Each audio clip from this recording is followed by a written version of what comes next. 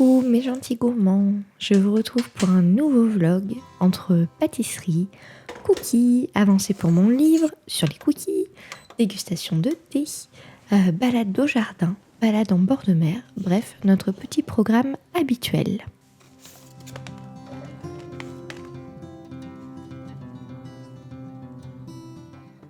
Toujours à la marée de nouvelle année, je vous un nouveau thé ce mois-ci et c'est un gros. Je ne sais pas les un thé coulon. Vous allez voir, c'est rigolo les feuilles enroulées sur une.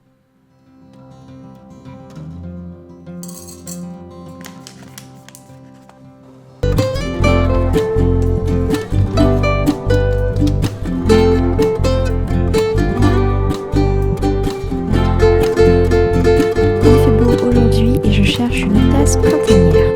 Mais vous allez voir, j'ai quelques petits tocs qui ne s'arrangent pas avec l'âge, puisque mes tasses n'étaient pas rangées par ordre de taille. Mon Dieu, il m'a donc fallu tout réarranger pour pouvoir fermer tranquillement mon placard. Dites-moi si vous êtes comme ça vous aussi, ou si c'est que moi.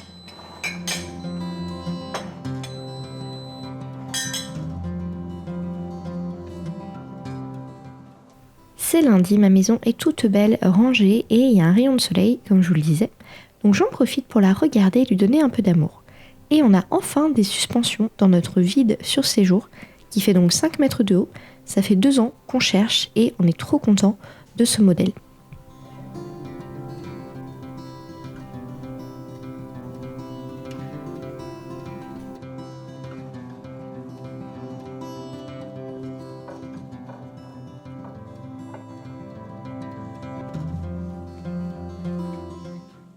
Les thés oolong, ce sont mes thés préférés. Ce sont des thés semi-fermentés qui sont beaucoup plus faibles en théine que les thés verts et les thés noirs. Ils ont donc l'avantage de pouvoir être bu toute la journée.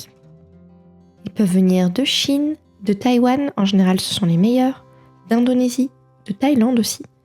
Et l'avantage de ces thés, c'est que vous voyez les feuilles sont très très grandes et donc on peut les réinfuser plusieurs fois. Bon, c'est des choses qu'on peut faire avec tous les thés, mais particulièrement avec les oolong. Et ils vont développer à chaque infusion des nouvelles notes. Voilà. Alors les thés oolong, je les adore parce qu'ils ont des notes très rondes et très longues en bouche, sans avoir le caractère parfois un peu trop dominant des thés verts ou des thés noirs. Allez hop, un petit carré de chocolat pour accompagner ma boisson chaude et on file au jardin pour voir Galadriel. Gala, c'est donc ma petite lapine bélier naine que j'adore, qui est trop belle. Et mignonne. Non, il a 2 ans. Oh, ouais.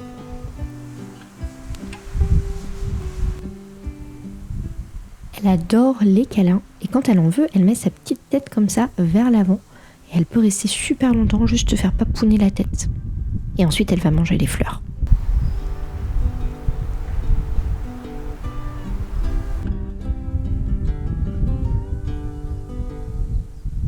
Mon jardin fête ses 2 ans et je dois dire que j'ai fait une belle découverte, c'est que je pensais être le genre de personne immunisée au plaisir du jardin, mais pas du tout. L'année dernière déjà, j'étais toute folle à l'idée de voir la moindre petite feuille, la moindre petite fleur pousser. Et cette année, c'est la même chose. Donc tous les matins, c'est le rituel. On va voir comment ça pousse et chaque millimètre gagné me donne le sourire.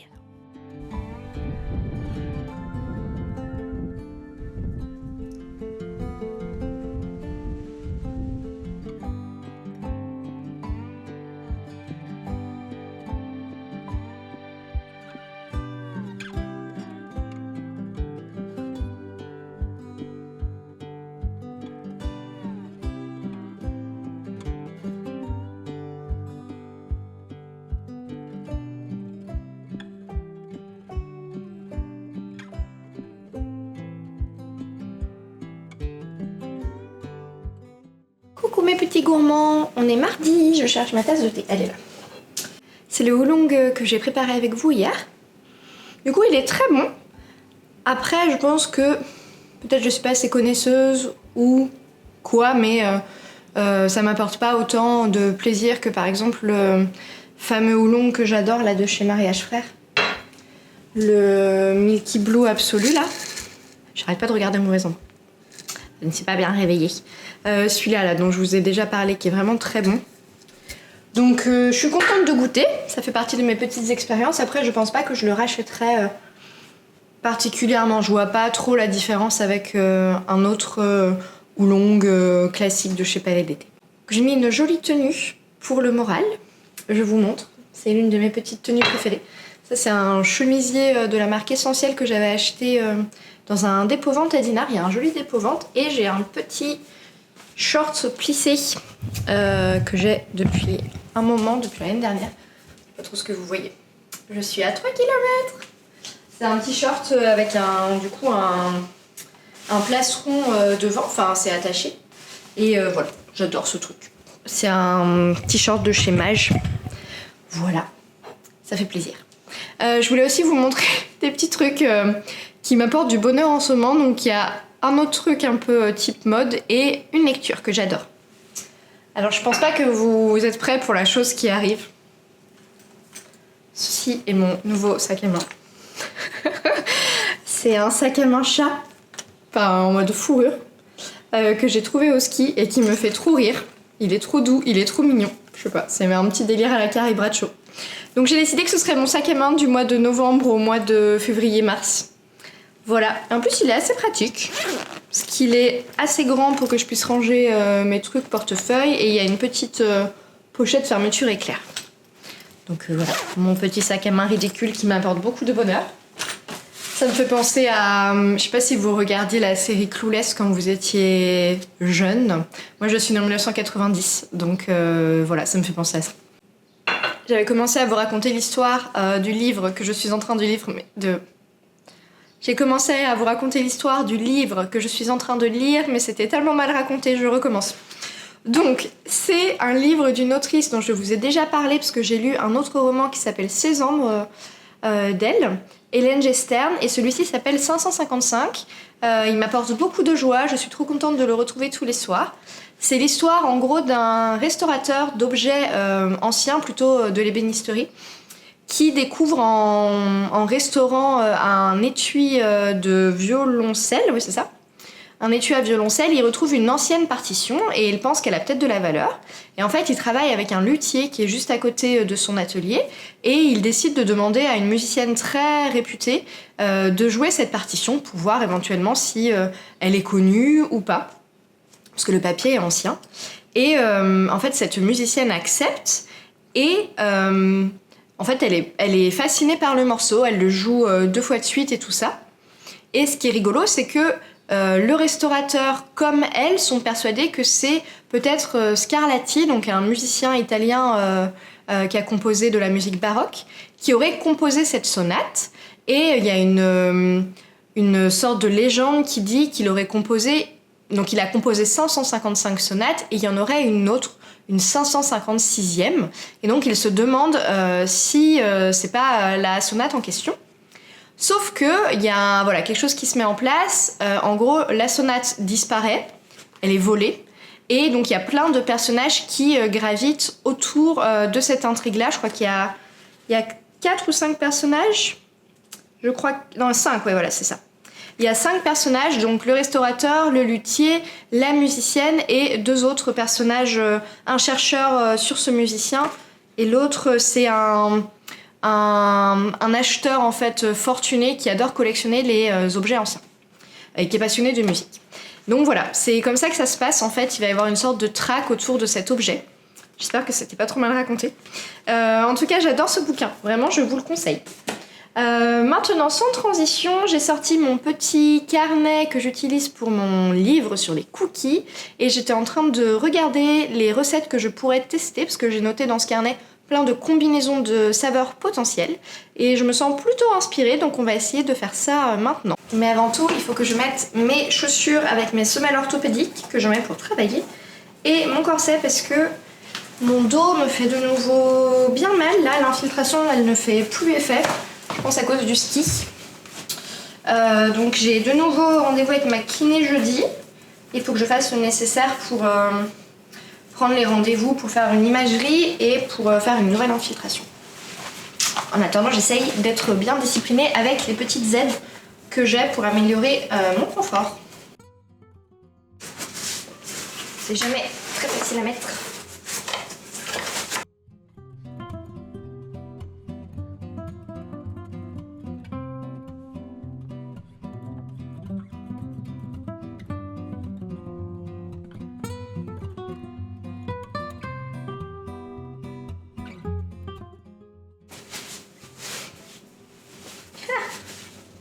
Je suis toute tirée.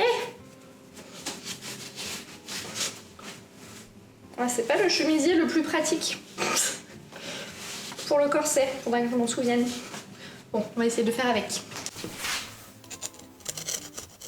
J'ai créé une nouvelle recette la semaine dernière pour l'anniversaire de James, d'un gâteau un peu type génoise, mais vraiment savoureux aussi, mangé seul et moins compliqué à faire qu'une génoise normale. Et aujourd'hui, je voulais vous montrer vraiment sa version aboutie, celle que j'ai partagée avec mes abonnés sur Patreon, et aussi comment est-ce qu'on découpe un gâteau pour en faire plusieurs étages. C'est une technique vraiment très chouette, un peu intimidante, mais quand on sait le faire, on peut faire des trucs vraiment cool juste avec de la chantilly et un peu de caramel, comme je vais le faire tout de suite. Premier point, on utilise un couteau-scie avec une longue lame. Deuxième point, on fait des marques comme j'ai fait pour symboliser l'emplacement des 3 étages. Ensuite, on fait le tour tout doucement avec son couteau-scie qu'on tient vraiment à l'horizontale avec éventuellement une petite inclinaison très légère vers le bas pour éviter de remonter à mesure qu'on tourne. Et quand on a fait le tour du gâteau une première fois, qu'on est revenu à la marque, là, on enfonce progressivement la lame à l'intérieur du gâteau. Il faut vraiment y aller de manière progressive. Là, j'ai un petit peu coupé parce que c'était long sinon de regarder les images, mais on y va tout doux. Donc ce gâteau est trop beau, regardez-moi cette texture. Alors je disais que c'est plus simple qu'une génoise classique parce que je n'ai pas fait chauffer mes œufs au bain-marie au préalable. C'est une technique normalement qu'on utilise pour la génoise, mais moi je les ai fait foisonner, c'est-à-dire que je les ai montés avec du sucre. Et donc là, je recommence pour le 2e et 3e étage. Et donc, j'ai fait bien ma marque sur tout le tour du gâteau et j'enfonce progressivement à l'intérieur en restant horizontale avec éventuellement une toute petite inclinaison vers l'intérieur. Bien sûr, tout ça, ça se fait sur un gâteau froid. Donc moi, mon gâteau, je l'avais fait la veille. Et ensuite, la base du gâteau, on va en faire le chapeau parce que c'est vraiment tout lisse. Et inversement, le haut du gâteau devient votre base. Et ensuite garni d'une bonne couche de caramel beurre salé. Donc ce n'est pas ma recette, je l'ai trouvée dans un livre, je la mettrai dans la description. Vous pouvez aussi utiliser du caramel beurre salé que vous achetez dans le commerce. On en met plus ou moins selon les goûts.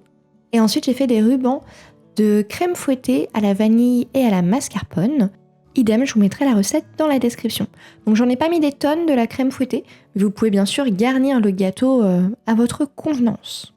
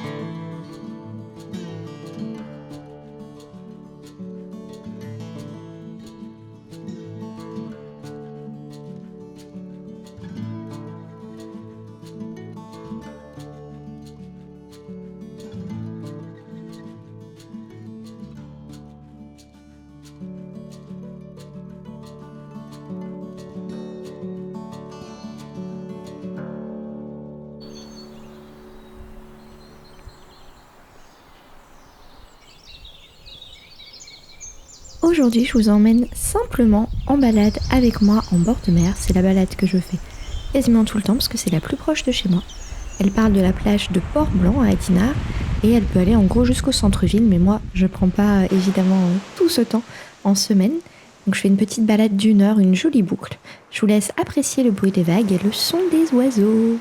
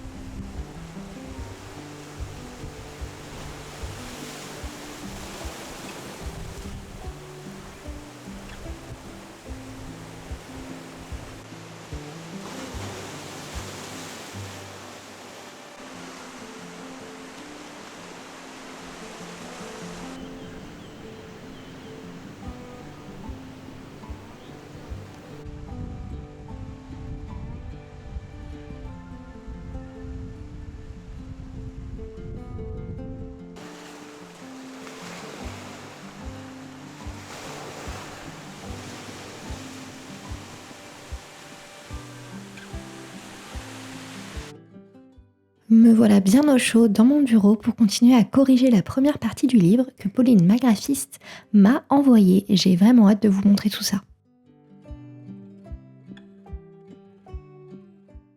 Je prépare mes yaourts de bon matin parce qu'il faut 12 heures de cuisson dans ma yaourtière. Donc en les faisant tôt, ça me permet de les mettre au frigo le soir. Le petit secret pour avoir des yaourts bien fermes, c'est déjà de les faire cuire longtemps et aussi de faire bouillir le lait. C'est important parce que si on ne le fait pas, le yaourt sera beaucoup trop liquide. Et moi, je mets toujours une petite gousse de vanille déjà utilisée pour que ce soit bien parfumé.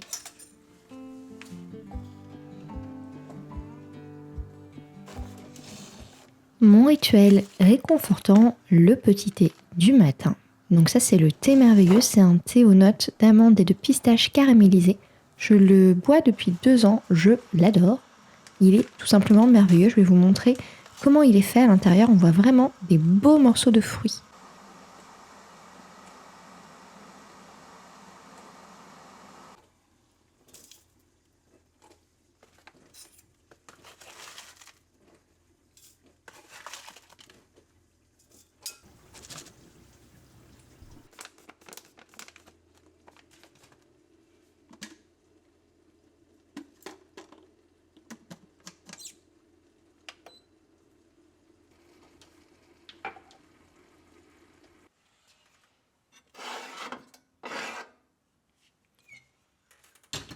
Je profite du mauvais temps pour faire un petit feu, c'est vraiment le gros plaisir de la saison. Et on en profite tant qu'on peut, puisqu'à mon avis, le printemps ne va pas tarder.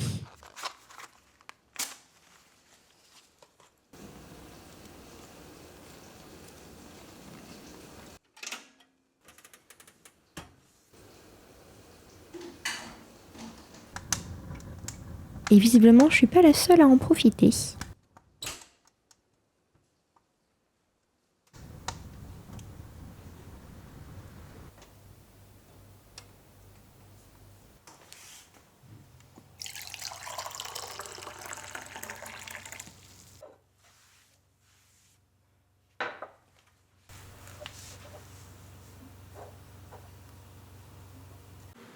Coucou mes petits gourmands! Est-ce que vous entendez le vent qui souffle dehors, tous les jours, toutes les nuits? C'est vraiment, je sais pas pour vous, mais nous en Bretagne, ça fait 2 ans, je pense, changement climatique, qu'il y a beaucoup de vent. Donc les nuits sont bercées par le doux souffle de la brise qui fait tomber la poubelle et qui fait tout voler dans le jardin. Enfin bref, c'est une bonne excuse pour faire du feu, donc moi ça me va. Je suis en train de boire ma petite tasse de thé, c'est un de mes thés préférés, le thé merveilleux de chez Palais d'été, je l'adore. Et ce matin j'étais chez ma kiné, qui s'appelle Laura, qui est une magicienne, pour qu'elle me remette un petit peu le dos à plat, si on peut dire ça comme ça. Donc ça m'a fait du bien, et j'ai pas mal d'heures à passer en cuisine là, pour faire des cookies avec vous. Puisque en fait on est jeudi et je n'ai toujours pas eu le temps de faire mes recettes de cookies. C'est pas que je n'ai rien fait, c'est que j'ai beaucoup travaillé sur la première partie du livre, puisque Pauline, donc ma super graphiste, m'a renvoyé ça la semaine dernière, vendredi dernier. Donc j'ai passé une grosse partie de lundi, mardi, mercredi à travailler là-dessus. Et on se fait un appel vendredi pour faire le point. Donc les corrections, ça peut être des petites coquilles, ou par exemple des reformulations sur certaines phrases, ou alors des choses plus type éléments graphiques, comme par exemple la couleur d'un encadré, comment elle se marie avec la couleur de la police. D'ailleurs, on va peut-être retravailler encore un petit peu la palette de couleurs, parce que je pensais qu'elle était bien, et en fait de voir les couleurs sur des espaces plus grands, vraiment sur une page, on se rend compte qu'elle n'est pas exactement comme on l'imaginait. Sachant aussi que c'est toujours difficile pour les couleurs parce qu'en fonction des écrans, il y a quand même des variations. Donc on va essayer de voir, notamment sur le vert que je voulais un peu pistache, voir si on peut pas le changer un petit peu, et la couleur qui ressemble un peu à du pain d'épices caramel, peut-être la rendre un tout petit peu moins rouge. Voilà, vous savez tout. Et donc là on va faire des cookies. Je vais essayer de refaire vraiment de valider les recettes des cookies que j'avais fait il y a 3 semaines maintenant. Les cookies spéculoos pomme, les cookies spéculoos café chocolat noir. Et j'aimerais faire un cookie tout pécan avec un praliné de pécan. Quelles sont mes autres idées? Oui, citron pâte d'amande. Sésame, je pense. Citron pâte d'amande sésame. On va voir. En vrai, j'avais noté toutes mes idées de recettes dans mon cahier et sur un document, donc je l'utilise, mais il y a aussi d'autres idées qui me viennent au fur et à mesure. Donc bon, de toute façon il me faut une 30aine de recettes, donc j'avance et je ferai le tri petit à petit. Allez, on s'y met, je pense que c'est l'heure. Voilà.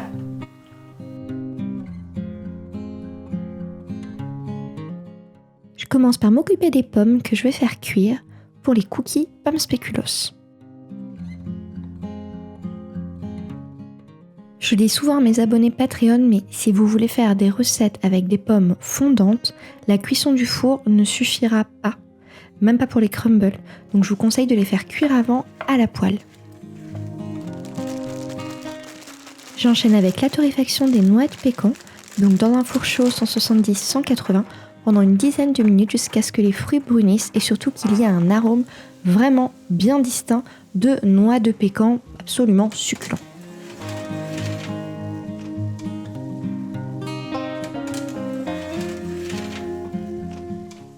Quand les pommes ont commencé à dorer, je couvre avec un petit couvercle pour justement les rendre très moelleuses et garder l'humidité du fruit.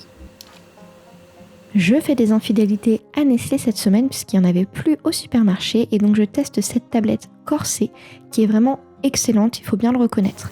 Donc associée avec les noix de pécan torréfiées, je pense que ça va faire une recette qui a beaucoup de caractère.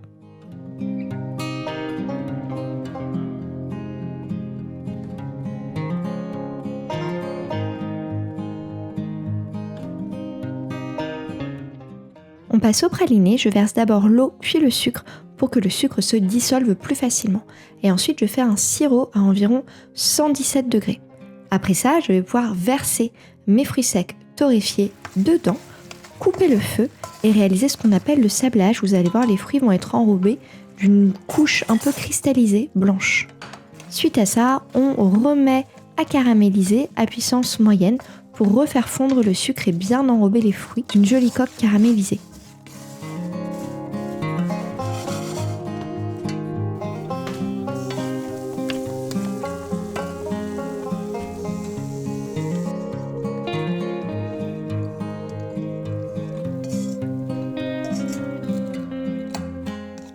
Et on passe à l'étape du mixage jusqu'à obtenir une pâte assez liquide.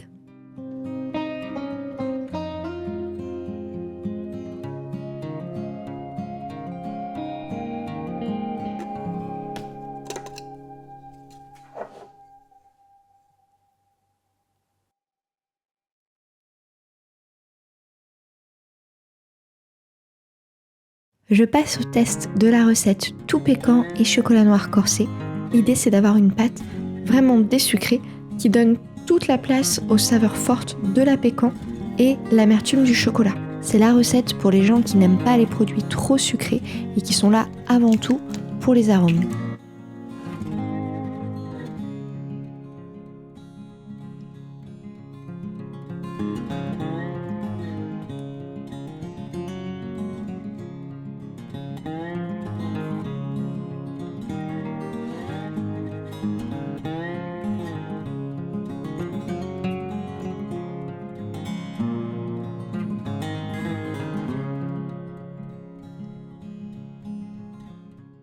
Et hop, une fois la pâte prête, on la met au frigo jusqu'au lendemain.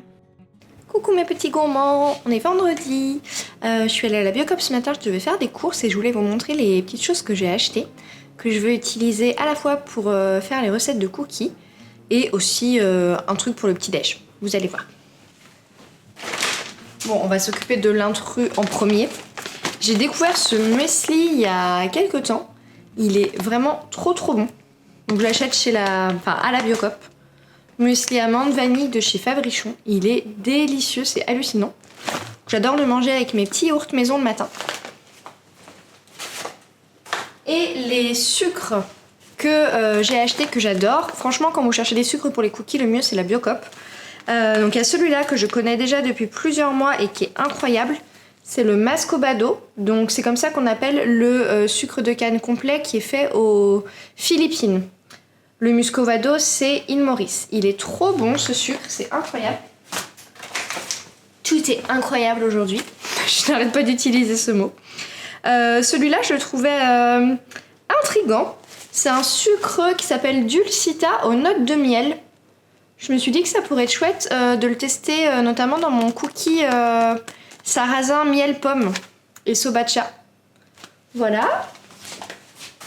Et le dernier, c'est du Rapadura. Donc un super sucre complet aussi, et j'en trouvais pas depuis longtemps, donc je suis trop contente.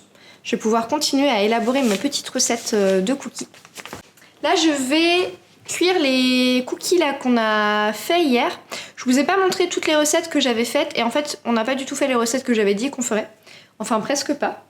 Donc on va voir si déjà les recettes sont validées et si j'arrive à les prendre un peu en photo. Franchement, j'ai un petit peu hâte qu'on soit au mois de mars-avril pour avoir plus de lumière dans la maison, parce que c'est compliqué là. Pour les photos, j'ai voulu faire une photo de mes fruits secs, mes différents types de fruits secs pour le livre. Tout à l'heure, là, il faisait beau quand j'ai commencé, puis en plein milieu, il y a eu un gros nuage. Voilà. Sans transition, je découpe ce pâton, donc noix de pécan, praliné pécan, chocolat noir corsé.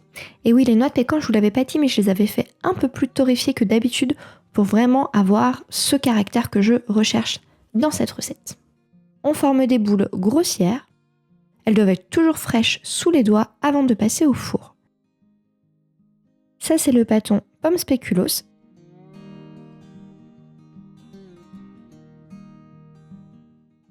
Et là, on va pouvoir enfourner, donc j'ai 8 cookies sur chaque grille.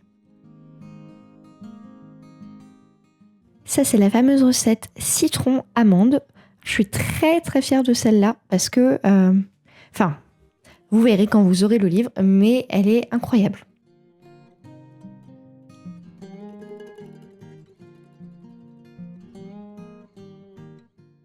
Le moment affreux de la vidéo où vous avez juste envie de vous ruer sur vos placards, je suis désolée.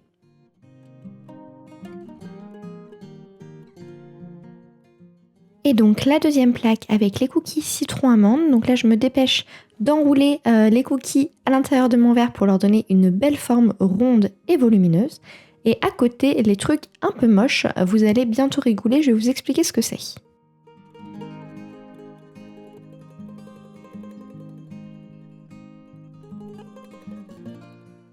On va passer à la dégustation de nos petits cookies.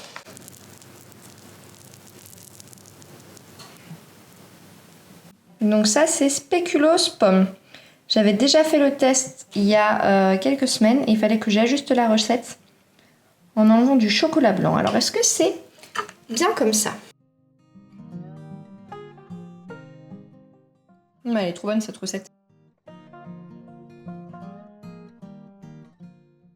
Au secours, c'est délicieux. Ah, mais je peux pas que je mange tous les cookies. Sinon, je mangerai rien ce soir. Alors, on passe à ça m'intéresse beaucoup.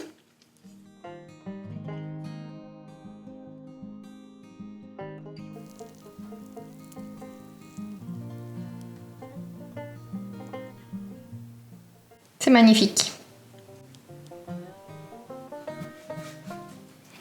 Alors, est-ce que c'est aussi bon que ça en a l'air? Alors, c'est très bon, parce que c'est très désucré. Et le praliné pécan avec les pécans très torréfiés, bah du coup, c'est très, très riche en goût, ça a plein de caractère. Ça, c'est le praliné que j'ai fait hier, je crois.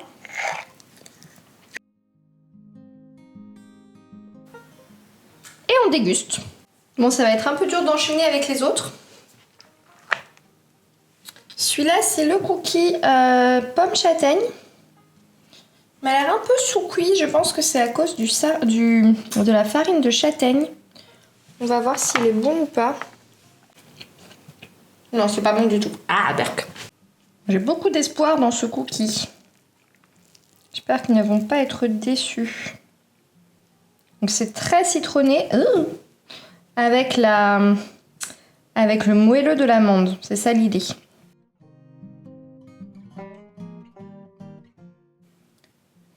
Ça se passe de mots en fait, c'est trop bon.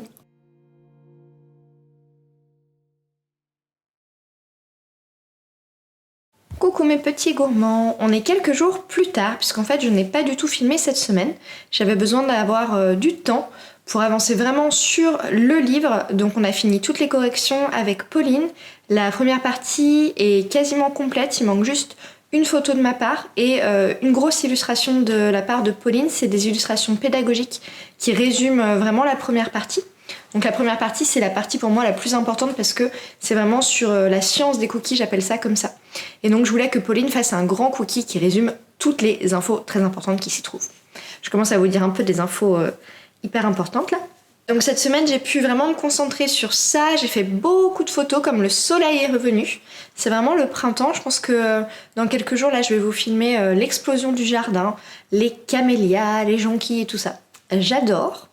Donc ouais, beaucoup de soleil, ce qui me permet de faire plein de photos. Et là, l'univers du livre commence vraiment à bien ressortir. C'est un livre qui a une âme, je trouve. C'est Pauline qui dit ça, mais je suis d'accord avec elle. Et voilà. Bref, j'ai juste envie de vous montrer ça pour clore le vlog. Merci de l'avoir regardé jusqu'au bout. Et puis bah là, je vais vous emmener dans mon bureau pour que vous vous rinciez un petit peu l'œil avec tout ça. Alors, je vais vous montrer les petites choses du livre. Déjà, je vais vous montrer la nouvelle palette. Êtes-vous prêts? Voilà, elle est trop belle. Donc en fait, les deux couleurs qu'on a changées, ce sont celle-là et celle-là. Celle-là était beaucoup plus foncée et rouge et celle-là tirait trop sur le bleu. Elle était trop foncée. Donc voilà, là je trouve ça hyper harmonieux. Et ce qui est rigolo, c'est que si on regarde mon bureau, on a l'impression de retrouver beaucoup cet esprit-là.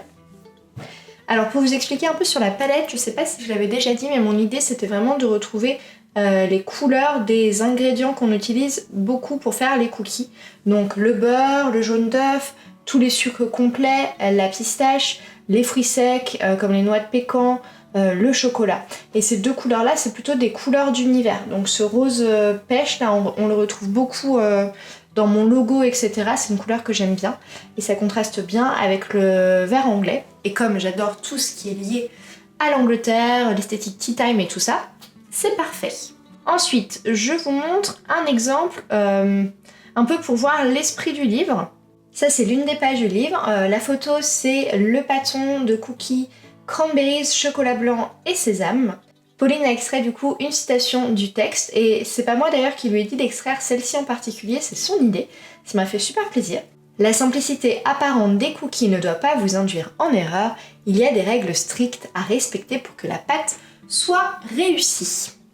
Et enfin, je voulais vous montrer un exemple vraiment de mise en page. Alors c'est pas facile parce que j'ai pas envie que vous voyez trop de choses, j'ai pas non plus envie que vous voyez des textes trop importants, mais je pense que cette page-là, elle est pas mal.